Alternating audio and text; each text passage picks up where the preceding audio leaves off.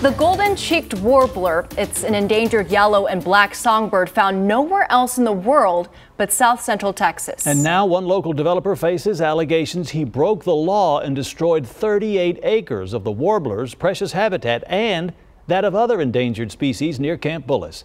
Eyewitness News reporter Andrea Martinez joins us live in studio tonight with more on the habitat loss and the possible impact. Andrea.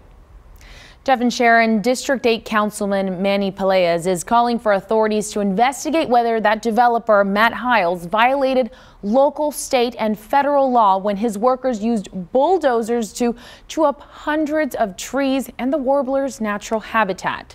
Pelaez sent letters to District Attorney Nicola Hood and Attorney General Ken Paxton accusing Hiles of lying in paperwork to the city back in 2016 when he assured no endangered species would be harmed when building the mansions at La Cantera. That's a new luxury apartment complex. Now the councilman says residents in his district are outraged.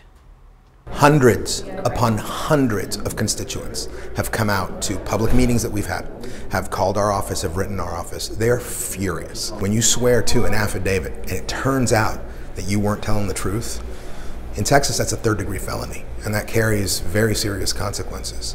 All I'm asking is that this be investigated, and if it's determined that a criminal or a civil law was violated, well then that there be some serious consequences. Now the land also sits next to Camp Bullis, which Pelaez says relied on the trees to keep endangered species of birds and insects from moving onto the base.